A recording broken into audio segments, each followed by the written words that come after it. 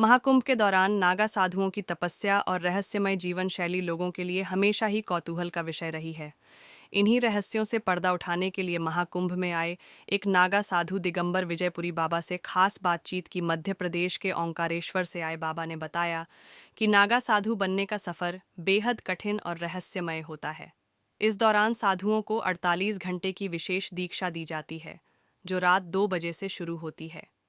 ये दीक्षा गुप्त प्रक्रिया है और इसमें साधुओं को आयुर्वेदिक जड़ी बूटियां दी जाती हैं, जिनसे उनकी काम वासना पूरी तरह खत्म हो जाती है। कैसे दी जाती है? नागा दीक्षा दिगंबर विजयपुरी बाबा ने बताया, नागा बनने की दीक्षा रात्रि के सबसे शांत समय 2 बजे से 2:30 बजे के बीच दी जाती है। यह प्रक्रिया 4 दिन तक चलती है। पहले इस प्रक्रिया में झटके दिए जाते थे, जिससे कई साधु जान गंवा बैठते थे। अब दीक्षा के दौरान आयुर्वेदिक जड़ी बूटियां पिलाई जाती हैं, जिससे साधु अपने मन को पूरी तरह नियंत्रित कर लेते हैं। काम वासना पर काबू कैसे पाते हैं? बाबा ने कहा, मन को नियंत्रित करना ही नागा साधु बनने की सबसे बड़ी चुनौती है। हमारा मन हमेशा कुछ न कुछ पाने की इच्छा करता है, लेकिन नागा साधु बनने के लिए मन को पूरी तरह त्यागना पड़ता है। जैसे मिठाई की दुकान पर जाकर भी अगर मिठाई खाने की इच्छा को दबा लिया जाए तो मन मर जाता है। यही सिद्धांत काम वासना पर भी लागू होता है। रुद्राक्ष और भभूत का महत्व। 1.25 लाख रुद्राक्ष धारण किए। दिगंबर विजयपुरी बाबा ने बताया कि रुद्राक्ष साधुओं के लिए आध्यात्मिक शक्ति का स्रोत हैं।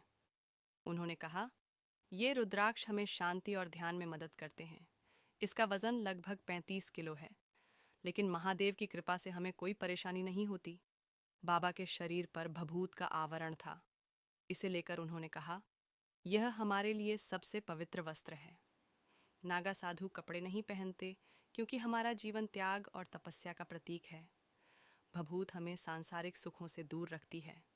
मुक्ति की राह पर नागा जीवन बाबा ने बताया कि नागा साधु बनने का मुख्य उद्देश्य मोक्ष प्राप्त करना है। उन्होंने कहा, यह जीवन हमें बार बार जन्म और मृत्यु के चक्र से मुक्ति दिलाने के लिए है। हमारी तपस्या और भजन इसी के लिए होते हैं। नागा बनने की कठिन तपस्या। दिगंबर विजयपुरी बाबा ने बताया कि नागा साधु बनने के लिए 12 से 13 साल तक कठिन तपस्या करनी पड़ती है। इस दौरान साधुओं को सांसारिक जीवन और सुख सुविधाओं का पूरी तरह त्याग करना होता है। महाकुंभ में नागाओं का आकर्षण। महाकुंभ में नागा साधुओं की जीवन शैली और उनकी तपस्या हमेशा से श्रद्धालुओं और शोधकर्ताओं के लिए आकर्षण का केंद्र रही है। बाबा ने अंत में लोगों से अपील की कि वे महाकुंभ में शामिल होकर अपने जीवन को पवित्र करें और मोक्ष की ओर अग्रसर हों। तहकीकात। जब भी कोई व्यक्ति साधु बनने के लिए किसी अखाड़े में जाता है तो उसे कभी सीधे सीधे अखाड़े में शामिल नहीं किया जाता। अखाड़ा अपने स्तर पर यह तहकीकात करता है कि वह साधु क्यों बनना चाहता है। वर्तमान में कई अखाड़ों में महिलाओं को भी नागा साधु की दीक्षा दी जाती है। इनमें विदेशी महिलाओं की संख्या भी काफ़ी है। वैसे तो महिला नागा साधु और पुरुष नागा साधु के नियम कायदे समान ही हैं। फर्क केवल इतना ही है कि महिला नागा साधु को एक पीला वस्त्र लपेट कर रखना पड़ दिखता है और यही वस्त्र पहनकर स्नान करना पड़ दिखता है। नग्न स्नान की अनुमति उन्हें नहीं है, यहाँ तक कि कुंभ मेले में भी नहीं। अगर व्यक्ति ब्रह्मचर्य का पालन करने की परीक्षा से सफलतापूर्वक गुजर जाता है तो उसे ब्रह्मचारी से महापुरुष बनाया जाता है। उसके 5 गुरु बनाए जाते हैं। ये 5 गुरु पंचदेव या पंच परमेश्वर शिव, विष्णु, शक्ति, सूर्य और गणेश होते हैं। इन्हें भस्म, भगवा, रुद्राक्ष आदि चीजें दी जाती हैं। यह नागाओं के प्रतीक और आभूषण होते हैं। महापुरुष के बाद नागाओं को अवधूत बनाया जाता है। इसमें सबसे पहले उसे अपने बाल कटवाने होते हैं। इसके लिए अखाड़ा परिषद की रसीद भी कटती है। अवधूत रूप में दीक्षा लेने वाले को खुद का तर्पण और पिंडदान करना होता है। ये पिंडदान अखाड़े के पुरोहित करवाते हैं। ये संसार और परिवार के लिए मृत हो जाते हैं। इनका एक ही उद्देश्य होता है, सनातन और वैदिक धर्म की रक्षा, लिंग भंग। इस प्रक्रिया के लिए उन्हें 24 घंटे नागा रूप में अखाड़े के ध्वज के नीचे बिना कुछ खाए पिए खड़ा होना पड़ता है। इस दौरान उनके कंधे पर एक दंड और हाथों में मिट्टी का बर्तन होता है। इस दौरान अखाड़े के पहरेदार उन पर नजर रखे होते हैं। इसके बाद अखाड़े के साधु द्वारा उनके लिंग को वैदिक मंत्रों के साथ झटके देकर निष्क्रिय किया जाता है। यह कार्य भी अखाड़े के ध्वज के नीचे किया जाता है। इस प्रक्रिया के बाद वह नागा साधु बन जाता है। नाग साधुओं के नियम वर्तमान में भारत में नागा साधुओं के कई प्रमुख अखाड़े हैं। वैसे तो हर अखाड़े में दीक्षा के कुछ अपने नियम होते हैं, लेकिन कुछ कायदे ऐसे भी होते हैं जो सभी दशनामी अखाड़ों में एक जैसे होते हैं। ब्रह्मचर्य का पालन। कोई भी आम आदमी जब नागा साधु बनने के लिए आता है तो सबसे पहले उसके स्वयं पर नियंत्रण की स्थिति को परखा जाता है। उससे लंबे समय ब्रह्मचर्य का पालन करवाया जाता है। इस प्रक्रिया में सिर्फ दैहिक ब्रह्मचर्य ही नहीं, मानसिक नियंत्रण को भी परखा जाता है। अचानक किसी को दीक्षा नहीं दी जाती।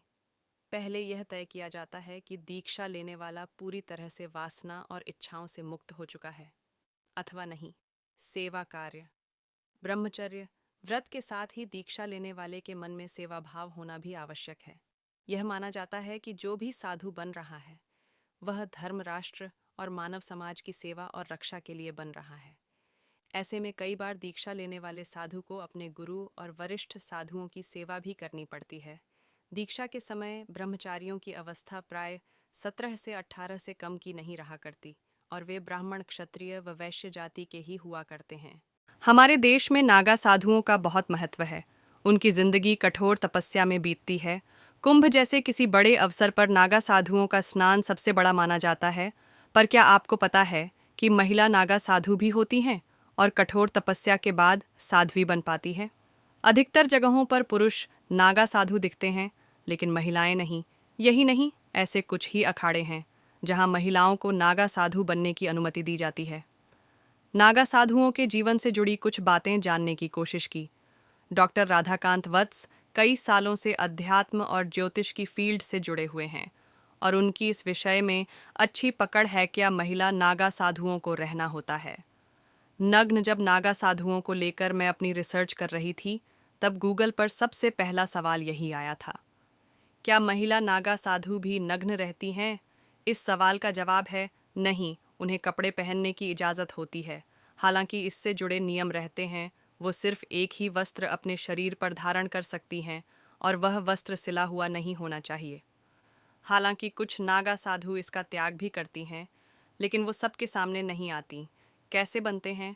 महिला नागा साधु भारत में सिर्फ दशनाम सन्यासिनी अखाड़ा ही महिला नागा साधुओं को साध्वी बनने की इजाज़त देता है। अन्य अखाड़ों में पुरुषों को ही लिया जाता है। शुरुआती दौर में महिलाओं के लिए कोई अलग से अखाड़ा नहीं था। जूना अखाड़े में ही माईबाड़ा नाम से उनके लिए अलग शिविर का आयोजन किया जाता था। कुंभ में भी जूना अखाड़ा अपने बगल में माईबाड़ा शिविर का आयोजन करता था, जिसमें महिला सन्यासी आती थीं। इसके बाद महिलाओं की संख्या बढ़ने लगी और 2013 में दशनामी सन्यासिनी का अखाड़ा बना। तब से महिला नागा साधु भी इसी अखाड़े के जरिए बनती हैं। महिला नागा साधु बनने के लिए बचपन से ही कड़ी परीक्षाएं देनी होती हैं। 6 साल की उम्र से ही उन्हें ब्रह्मचर्य का पालन करना पड़ता है। जब वो ऐसा कर पाने में समर्थ होती है, तब उसे नागा साधु बनने की अनुमति मिलती है। इस अवधि में उसे कठोर तपस्या के साथ कई नियमों का पालन करना होता है, जैसे गुफाओं में वास, तप, नदी में स्नान, खाने पीने से जुड़े कठोर नियम आदि। महिला नागा साधु जो वस्त्र धारण करती हैं उसे घंटी कहा जाता है। यह सिर्फ गेरुए रंग का ही होता है। महिला नागा साधुओं की आराधना और तपस्या देखने के साथ साथ उनके गुरु उनके पूर्व जीवन के बारे में भी जानते हैं, ताकि यह सुनिश्चित किया जा सके कि महिला नागा साधु बनकर ईश्वर को अपना जीवन समर्पित कर पाएगी या नहीं।